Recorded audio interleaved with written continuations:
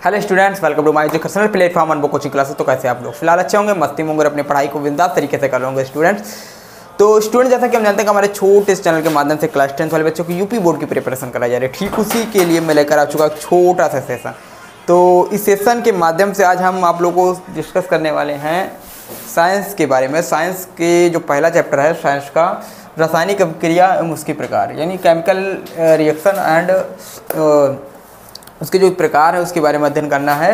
तो इसमें देखिए, पहले भी हमने बताया था, इसका सेशन हो गया था एक, हमने इस प्लेलिस्ट बना दिया साइंस 2025-26। साइंस 2025-26 में जितने भी टॉपिक रहने वाले इंपॉर्टेंट, जितने भी क्वेश्चन रहेंगे, जितने भी सेशन रहेंगे क्लास 25-26 का, यानी साइंस का जितने भी सेशन रहेंगे उसी प्लेलिस्ट में सब प्रोवाइड कराएंगे। यानी हर सब्जेक्ट के अलग अलग प्लेलिस्ट बना दिए गए हैं। आप अगर इस सेशन में आ चुके हैं और अभी नए नए हमारे चैनल को सब्सक्राइब नहीं किया है तो पहले चैनल को सब्सक्राइब कीजिए, बेल आइकन दबाइए और उसके बाद हमारे चैनल के जितने भी प्लेलिस्ट हैं उनको खंगाल मारिए और उनके प्लेलिस्ट को देखिए और प्लेलिस्ट से आपको पिछला भी रिकॉर्डेड मिल जाएगा वीडियो, कोई दिक्कत होगी नहीं। ठीक है, तो चैप्टर 1 हमारे पास दे रखा है रासायनिक अपक्रिया में उसके प्रकार। तो इसमें हम बात करते हैं रासायनिक अपक्रिया के बारे में। तो रासायनिक अपक्रिया का देखिए, हम ये लेकर आए इंपॉर्टेंट, उसके बाद हम अगला डिस्कस करेंगे चैप्टर के बारे में। ठीक है, तो चैप्टर भी डिस्कस करेंगे, इसके साथ साथ इसको पहले देख लेते हैं। तो ये हमारे इंपॉर्टेंट रिएक्शन है। क्या है?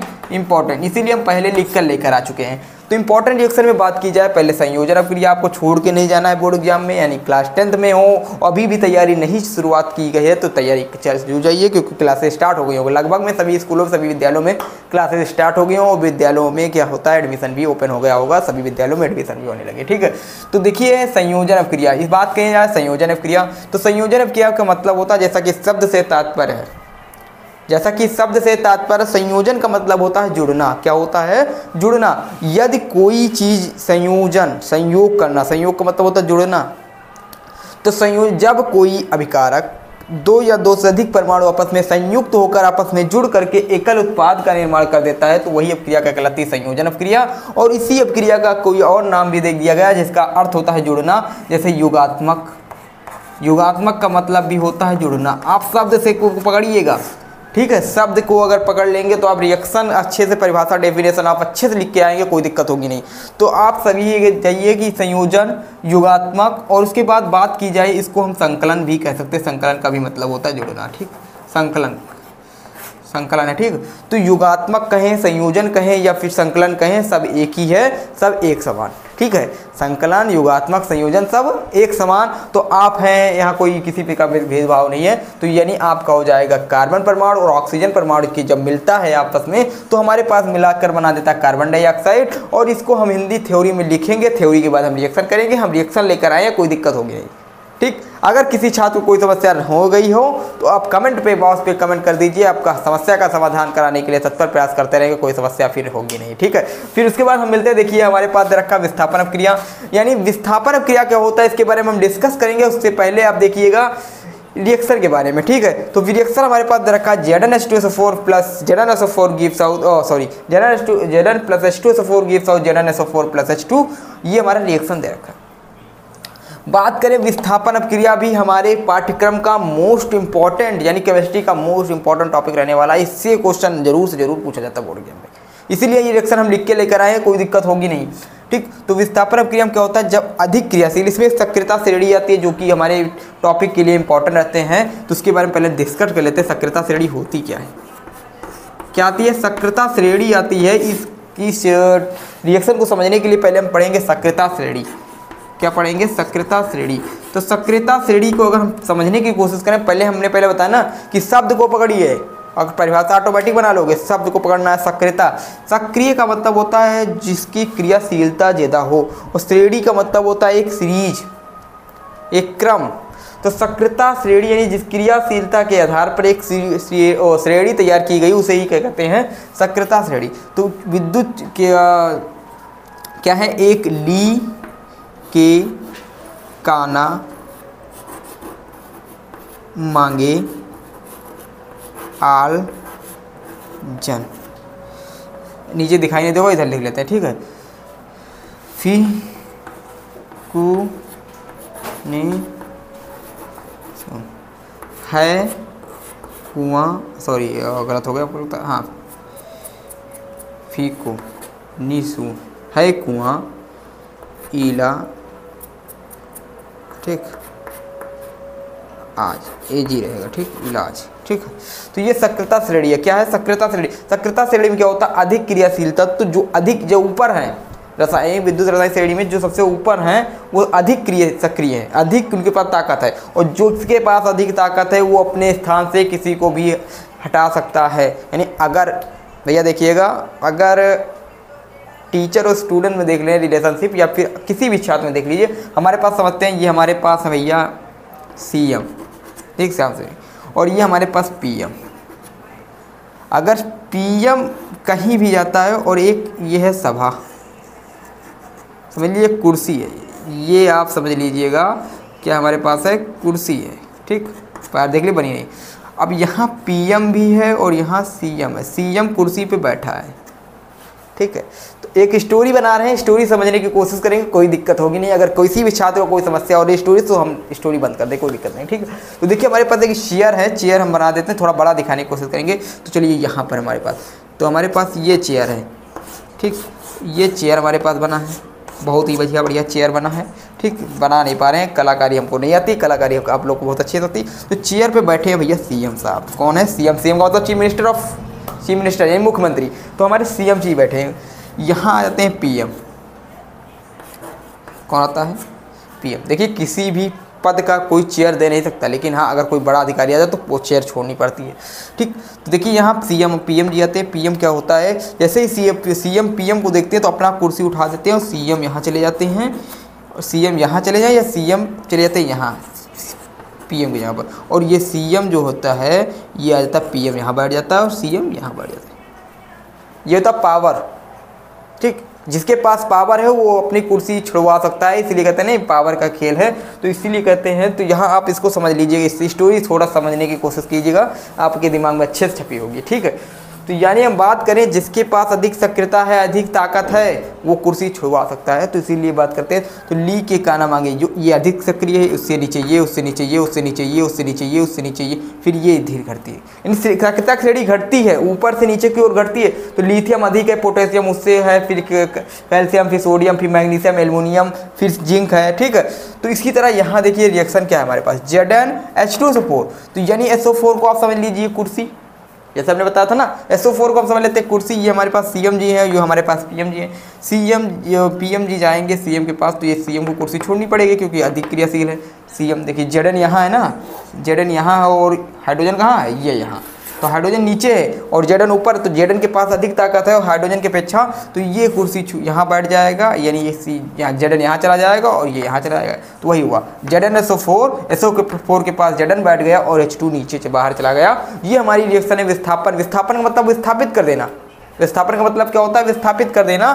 तो यही बताया गया है कि इसको जब थ्योरी के माध्यम से लिखेंगे तो आप लिख सकते हैं कि अधिक क्रियाशील तत्व, अधिक क्रियाशील है ना तत्व, यानी जिसके पास ताकत अधिक है, अधिक क्रियाशील तत्व कम क्रियाशील तत्व को उसके जलीय विलयन से विस्थापित कर देता है। तो यही क्रिया क्या कहलाती है? विस्थापन क्रिया कहलाती है। आप लोग अच्छे समझ में आएगा, कोई दिक्कत नहीं। उसके बाद बात करें द्विविस्थापन। यहाँ विस्थापन हो रहा था, यहाँ द्विविस्थापन, दो अदला बदली हो रहे थे। तो इसमें क्या होता है? आयनों का क्रम विनिमय हो जाता है, यानी चेंज हो जाता है, ठीक है। यानी Ag चला गया Cl के पास और ये चला गया NO3 के पास। तो हमारे पास रिएक्शन हो गया AgCl प्लस NO3, ये द्विविस्थापन हो गया, कोई दिक्कत नहीं। वियोजन अब क्रिया, वियोजन का मतलब होता है, जैसे आप लोग ने पढ़ा होगा, संयोजन का मतलब जुड़ना, वियोजन का मतलब टूटना, संयोजन का उल्टा वियोजन, ठीक। तो संयोजन का उल्टा वियोजन समझ सकते हैं। तो संयोजन का मतलब होता है जोड़ना, तो वियोजन का मतलब टूटना। तो इसमें क्या होता है? ये कोई एकल यौगिक दो या दो से अधिक परमाणु में आपस में टूट जाता है, उसे क्या कहते हैं? वियोजन क्रिया कहते हैं। जैसे जल है, जल टूट गया H2 और O2, यानी हाइड्रोजन और ऑक्सीजन में टूट गया, तो ये हो जाएगा वियोजन क्रिया, ठीक है। आप लोग देख लीजिएगा। अगर कोई दिक्कत हो रिएक्शन समझने में तो बता दीजिएगा, कमेंट बॉक्स में कमेंट करिए। दोबारा एक सेशन और दमदार सेशन लेकर आएंगे, उसमें भी रिएक्शन हम खल्लास कराएंगे, कोई दिक्कत होगी नहीं। आप लोगों को बहुत बढ़िया जुड़े रहिए हमारे छोटे चैनल के माध्यम से, ठीक। बात करें मोस्ट स्टार लगाइएगा, ट्रिपल स्टार लगाइएगा इसको, चलो डबल नहीं लगाइए क्योंकि इतना इंपॉर्टेंट नहीं है, लेकिन है बहुत ही, ठीक है। तो डबल ही लगाइए, ऐसा ही इसको बना दीजिए, ऐसा इधर होगा, ठीक। ट्रिपल भैया ऐसा नहीं बनाना है, ऐसा ही बनाना है। तो उदासीनीकरण क्या करना है? तो उदासीनीकरण में क्या होता है? HCl का क्रिया NOH के साथ कराते हैं, यानी अम्ल तथा क्षार के संयोग से। जो HCl है ये हमारे पास क्या है? अम्ल है। क्या है ये? हमारे पास क्या है? अम्ल है। और ये हमारे पास क्या दे रखा है? क्षार दे रखा है। क्या दे रखा है? क्षार। तो अम्ल की क्रिया क्षार से करा देंगे। जैसे ये अम्ल का क्षार के साथ रिएक्ट कराएंगे तो हमारे पास बन जाएगा जल। क्या बनेगा? जल और तथा ये क्या बन जाएगा, लवण यानी नमक। क्या बन जाएगा, लवण यानी नमक। तो जैसे ही हमने अम्ल का रिएक्ट यानी अम्ल का रिएक्शन हमने क्षार के साथ कराया तो हमारे पास तुरंत प्राप्त हो गया जल और लवण। क्या प्राप्त होगा, जल और लवण प्राप्त होगा। यही रिएक्शन, यही क्रिया क्या कहलाती है, सही उदासीनीकरण क्रिया कहलाती है। आप लोग तैयार कर लिया, कोई दिक्कत होगी नहीं। तो हम बात करें तो हमारे पास कुछ इस प्रकार के कुछ इंपॉर्टेंट रिएक्शन थे, इंपॉर्टेंट थ्योरिकल थी, तो आप लोग देख लीजिएगा, कोई दिक्कत होगी नहीं। संयोजन की हम बात करें तो अधिक कार्बन और ऑक्सीजन का रिएक्शन करा के CO2 यानी 2 या 2 से अधिक परमाणु आपस में रिएक्शन करके क्या कराते हैं, एकल उत्पाद का निर्माण करते हैं, संयोजन। इस प्रकार के रिएक्शन। अब बात करते हैं हमारे टॉपिक के बारे में, थ्योरिकल। तो संक्षारण भैया आपको मूर्छा, समझो यार, आम भाषा हमारे गांव यूपी बिहारी भाषा में बोलते हैं कि लोहे में मूर्छा लग गया। तो उसी जो मूर्छा होता भैया, जो मूर्छा होता है, यही मूर्छा क्या होता है, संक्षारण होता है। यानी संक्षारण कोई जरूरी नहीं कि लोहे में ही होता है, संक्षारण कई भी धातुओं में होता है, यानी चांदी में भी होता है, तांबे में भी होता है, सब में होता है संक्षारण। ठीक, संक्षारण का मतलब होता है संक्षारण, यानी किसी भी धातु का जो धातु होता है उसका क्षरण हो जाना। क्षरण का मतलब नष्ट हो जाना। कोई भी हमारे पास धातु जब वो ऑक्सीजन के संपर्क में आ जाती है, नमी के संपर्क में आ जाती है, तो उसका धीरे धीरे नष्ट हो जाती है, उसकी परत धीरे धीरे नष्ट होने लगती है। इसी क्रिया को हम कहते हैं संक्षारण। समझ में आया? तो संक्षारण आप लोग को अच्छे समझ में आया होगा, कोई दिक्कत होगी नहीं। ठीक, उसके बाद करते हैं विकृत गंधिता। तो इसमें हम बात करते हैं संक्षारण में क्या होता है। जैसे कोई धातु होती है, जैसे चांदी हमारे पास है, चांदी की रंग क्या होती है, जब संक्षारित होती है तो काली रंग की हो जाती है। क्या हो जाती है, काली रंग की। और उसके बाद करें अगर चांदी हो, उसके बाद हमारे पास तांबा जो होता है, ठीक, तांबा, ये हमारे पास हरे रंग की परत जम जाती है इस पर।